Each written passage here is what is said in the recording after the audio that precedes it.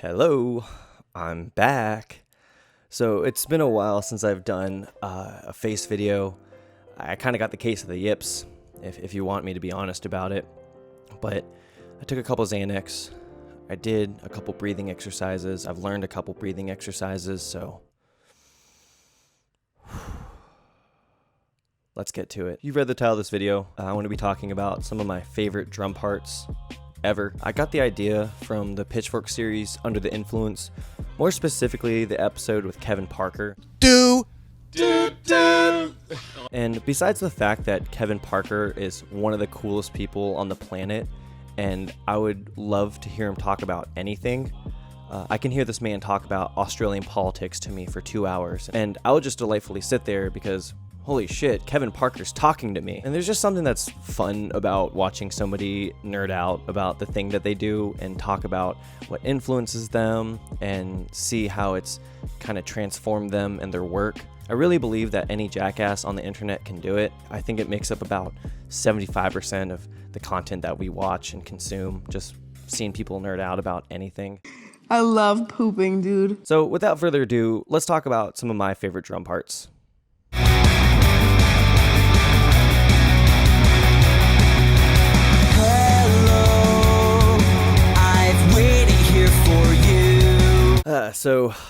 I'm starting off with Everlong. It's a song that everybody watching this video has probably listened to at least once.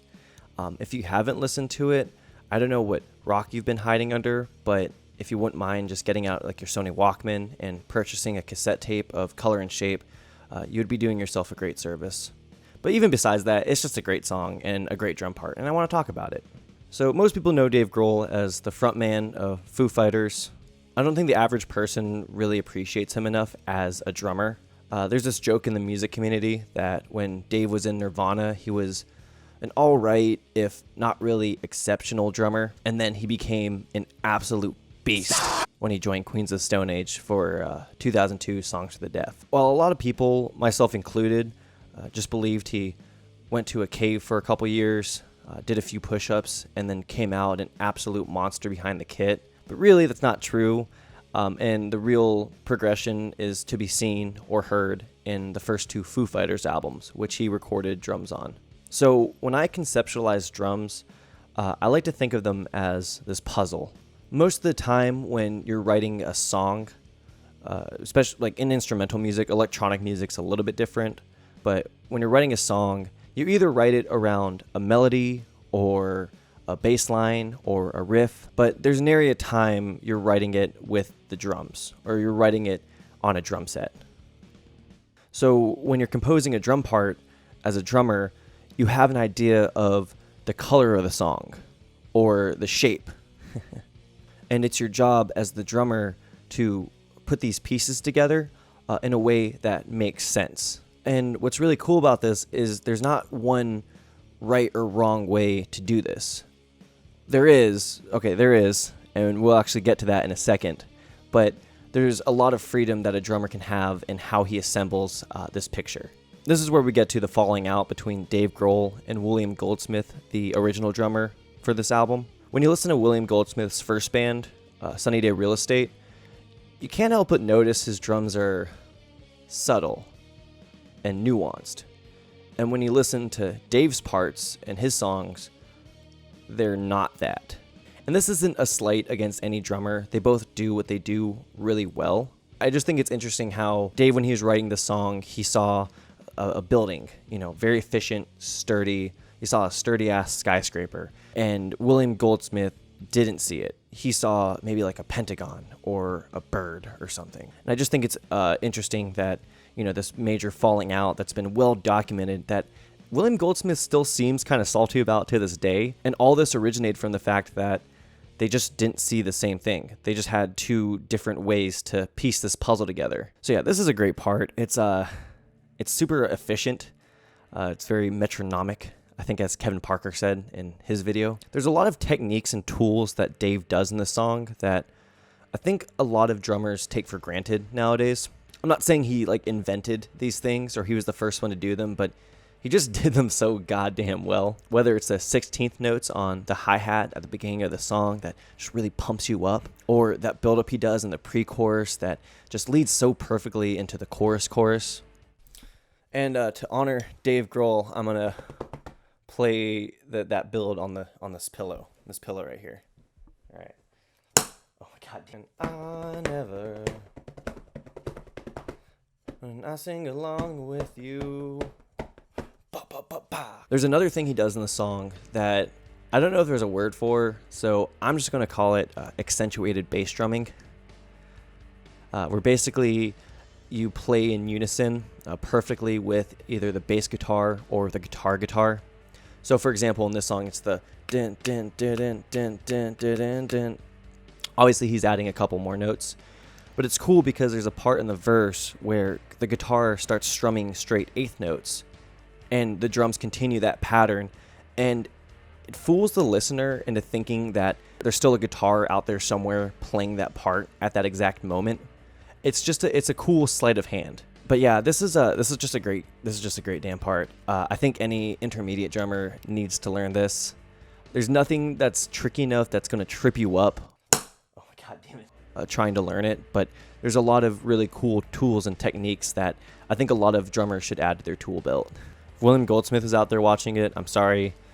It sucks that you were kicked out of Foo Fighters, but you just didn't have the same vision. That's cool. You know, that music didn't play to your style, but you're still a great drummer in my book.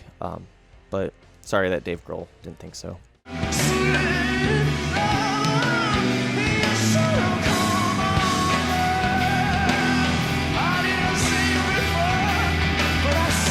So yeah, this song is the philosophical opposite, in my opinion, to Everlong. While Everlong is efficient and narrow and sturdy, this song's kind of all over the place. I'm not saying that's a bad thing. It's very methodical in how all over the place it is. It almost feels like improvised. So this part was done by Matt Johnson. Not that Matt Johnson, but you should still watch Nirvana the band, the show. He does something interesting in the song at a couple points where, you know, as a drummer, there's seemingly a lot of limits and bounds that you have to confine yourself to. It seems very limiting to the creative mind. I think even Kevin Parker said that drums are really fun when you don't know what you're doing. Because yeah, there's these rules. You know, if you're playing in 6/8, the snare goes on 4. After you do a fill, you gotta do a crash on the 1, go back to the beat, and then 4 measures later do another fill. But there's a lot of ways you can kind of play around with this and play around with the expectations that you're given. Matt Johnson in the song does that, and he does it in a way where it strings along a lot of these fills in parts. There's this one example where it's like the second to last refrain where he does a fill during it, and then you expect him to, you know, go back, play the main beat or whatever, and then do another fill, like 4 measures later. But he does this part that's not the main beat, it's something a little bit different, and he like strings that along. He basically pipes it into another fill that he does. And it kind of reminds me of like a combo in Street Fighter. Like Matt Johnson's just like pressing all these buttons and he's just like making combos and combos on top of each other. But yeah, really good job playing with expectations, kind of like moving these pieces around. You know, the snare's supposed to go here, but he's like, I ain't having any of that. I'm gonna put the snare over here. It's supposed to go on the 4. I'm gonna put it on the 5. How about that? What are you gonna do? Come on, Jeff. What are you gonna do about it? What are you gonna do about it, Jeff? You haven't proved yourself yet. The world doesn't know what a great artist you are. I'm Matt Johnson.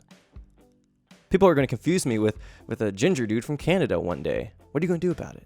But, you know, he really knows where the emphasis of the song is supposed to be, and he does such a great job just stringing along all these fills and differing parts.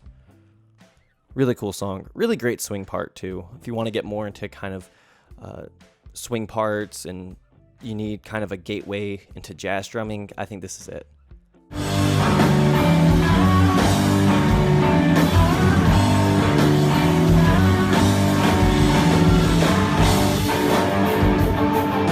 Okay, don't get scared.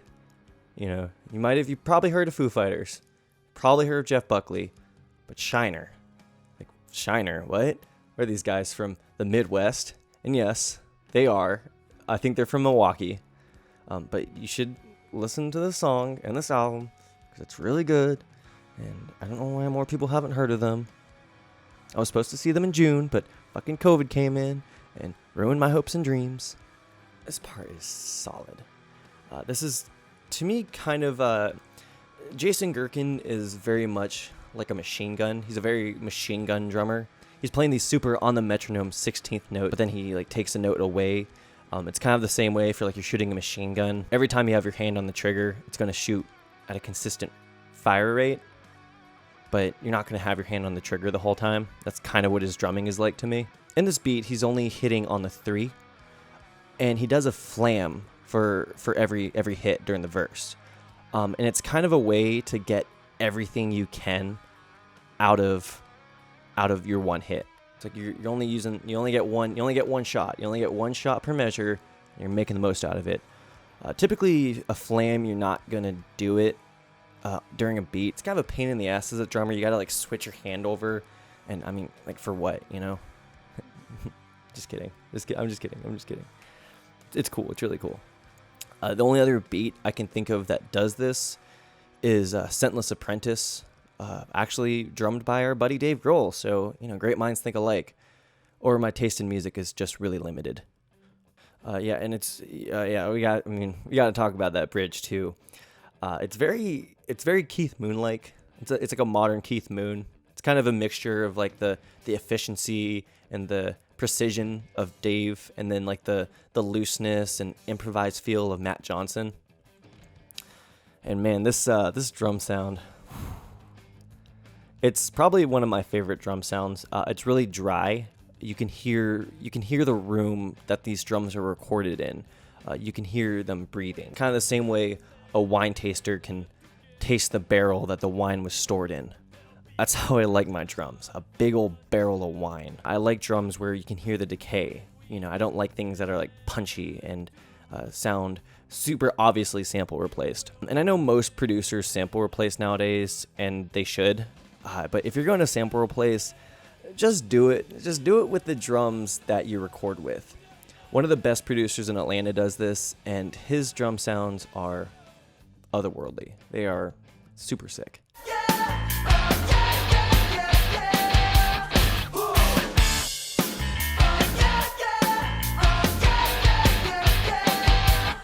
Homer Steinwess.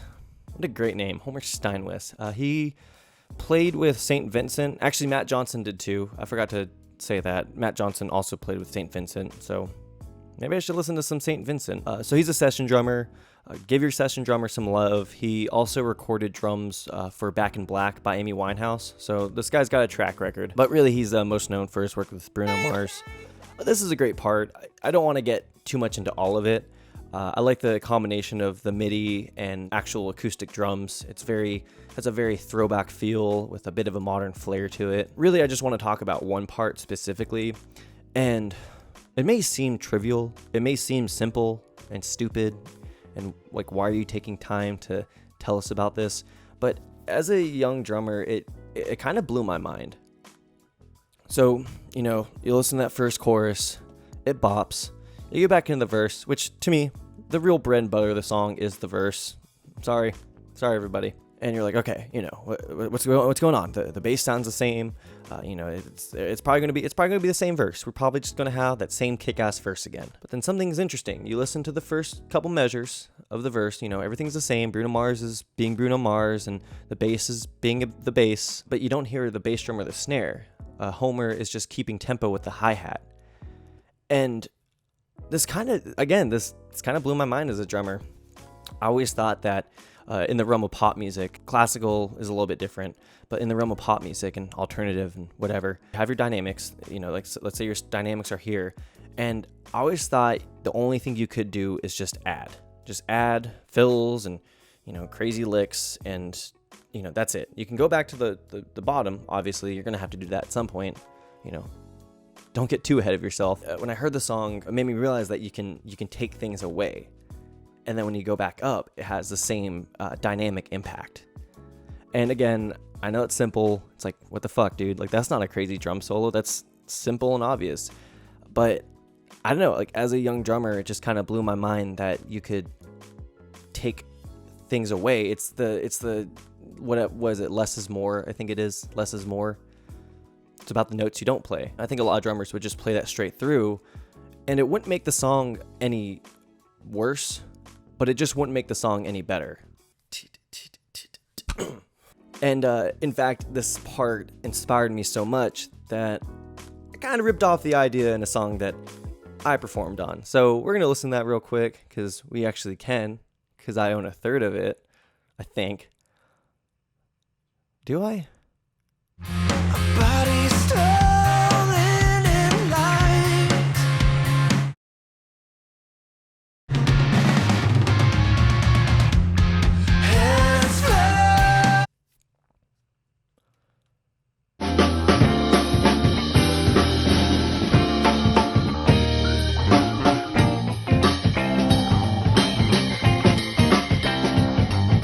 Yeah, just one of my favorite samples ever used. I was originally going to talk about the song that used this sample, that being Black Ego by Digable Planets. It was also sampled by Flying Lotus in Aqua Teen Hunger Force show spinoff. If it was sampled by Flying Lotus, you know it's a good part. But alas, can't talk about the anime without repping the manga first. So if this gets like a second episode, I'll probably talk about the sample in its own way. This one I'm specifically talking about that breakbeat at the end, or drum break at the end, or whatever you want to call it. I love the way he's alternating between doing quarter notes and eighth notes on the ride cymbal. It almost makes it feel like it's like speeding up and then slowing back down. There's something else that's really cool that he does, and this kind of goes to what I was talking about with Matt Johnson earlier about kind of moving notes around and playing with where their placement should be. You can also hear this on the Amen break, where you're expecting to hear the snare on the 4, but then he moves it either to the and or the ah, or even sometimes the 1 of the next beat. I think that's been really influential to electronic music. Obviously, it's been sampled, so there's that, but I think it's cool that you had these drummers back in the day that were just kind of doing these simple little tweaks to make their songs groove more, or to, instill some energy into them. And it ended up influencing the sound of a genre that, they probably couldn't even like conceptualize back in the day. I mean, imagine like telling the average person in 1970, like the next wave of music is going to be, made by computers, and, they're like, what? I think that's just really cool to think about.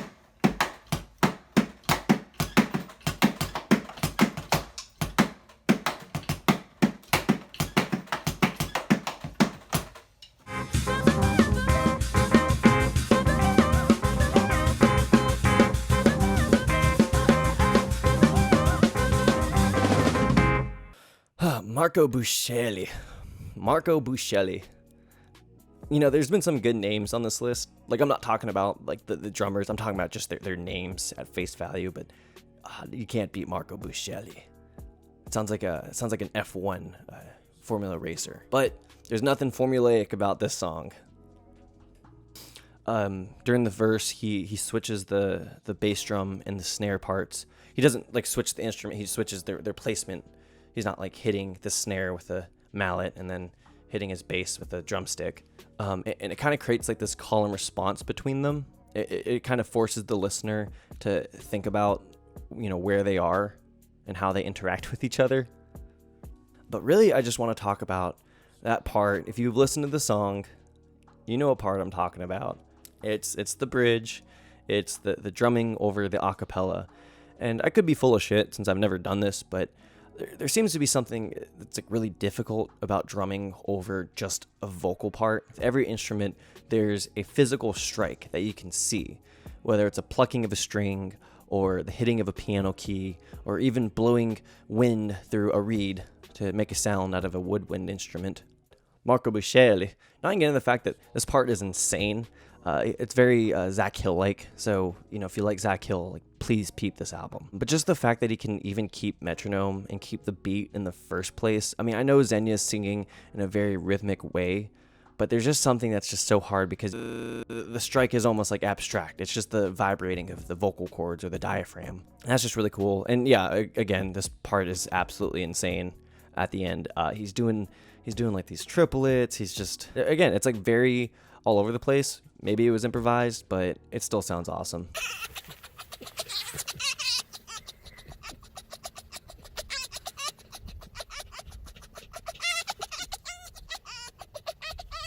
All right. Yeah, this is it. This is the deep part of the video. Like, if you've made it this far, you're sticking with me. So I could literally tell you, I could probably talk about corn for 30 more minutes, and you're still going to stick with me. So congratulations. Thank you for staying with me through this video that has been a lot longer than it should be. Pitchfork, great band. Please check them out. Just please. So little last weird soapbox, crazy sounding music rant by me, or drum rant by me, but I want to talk about something that's very beautiful in music, where when you're listening to music, you're listening to these repeated passages or these repeated phrases. And when you think of a phrase, just think of like a riff. Like every time that riff cycles through, then it's a new instance of the phrase. God, I'm talking like a goddamn computer scientist. But you're listening to these repeated phrases, and the reason it doesn't feel repetitive to you is because either there's a melody there, or there's a part that sticks out and is so awesome you really don't care that it's just repeating ad nauseum. But another reason is because most songs are in 4/4, so you don't really see the seams. Think of like a wheel spinning around and around. Even though you can point to any point of that wheel and follow it along pretty closely, there's not any place on that wheel that like sticks out to you. It's still just moving forward pretty fluidly. But then you introduce odd time signatures that screw all of this up. Just absolutely fucks with everything. So let's get into 7/4, which is just measure 4/4 with a measure of 3/4. So think of the same wheel, and because you're taking a note away, basically take one part of it and just take a chunk out. And so now that's going to stick out to you. You're going to see where it repeats. You're going to see where it makes a cycle. The job of the drummer is to take this and make it not stick out, make it not feel as weird and wonky as it really is. Sometimes the drummer does this. Sometimes the part, wants that one to stick out like a sore thumb, but a lot of times you still want it to flow. So what Jesse Weiss does in the song is he adds a syncopation to either the and of 4 or the and of 5. What it does is it kind of draws the ear towards that note. So when the actual measure repeats, you don't even notice it. It just kind of passes you by. It's kind of back to like this sleight of hand. He's also doing these ghost notes that make the beat flow and kind of sew everything together. And as a drummer, please learn your rudiments, because think of all the tools that you add to your belt. If you know your paradiddles, or if you know your flam triplet hits or whatever. Also too, when I was researching this video, I was looking up live clips of Andalusia. I was looking at live clips of the band Shiner, and I ended up getting to a drum cover of the song "My Life as a Housewife," done by Jesse Weiss of Pitchfork. So I don't know, I thought that was kind of cool. I just wanted to mention that.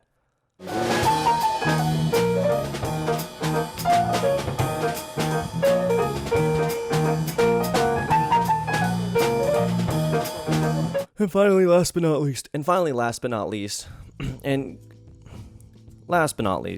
I think a lot of you probably saw this one coming, or not. I don't know. I'm just full of shit. So think of this wheel again. So we took a thing out with the 7/4. Now 5/4 is a lot more awkward. You're not going to see a lot of songs written in 5/4. 7/4 you will see, because it's a lot easier to take away a beat than just add one at the end. One example of a song in 5/4 is By Crooked Steps by Soundgarden. It's still a great song. I still like it, but it kind of feels like it's like skipping a little bit, like it wants to get to the next part and it just doesn't. It just keeps going back. So think of that wheel, but now you just add like a piece sticking out of it, and it's a mess. But really, this part isn't a mess. The song isn't a mess. And part of that is because it's still played with the jazz swing feel. So it's kind of similar to You Cry Wolf, where it's so smooth and there's so many interlocking notes that it still has a flow to it. And also that piano line is so sick. Yeah, drum solo is really cool. I like the call and response of it. He's kind of like featuring every instrument. He's like snare, cymbal, snare, bass. And apparently Paul Desmond, the saxophonist for Dave Brubeck Quartet who wrote the song, he wrote the solo so he could take a break during their sets. So it's called Take 5, not only because it's in 5/4, but also so he could take a break during their set, during the drum solo.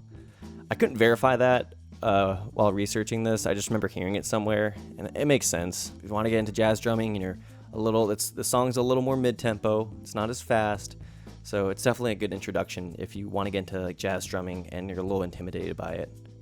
So that's my video. Hope y'all enjoyed it. If this goes well and I have a fun time making it, which to be honest, like so far I haven't, but if I have a fun time making and editing it, I'll probably make this into a series. Stay tuned. So I don't know if there's a way to show that you enjoy a video on YouTube. I haven't figured it out yet. I'm still kind of new to it. But if there's a way to show that you like this video and that you want to keep seeing more videos from me specifically, that'd be pretty cool. I don't know if there's a way you can do that, but if there is, you should do it.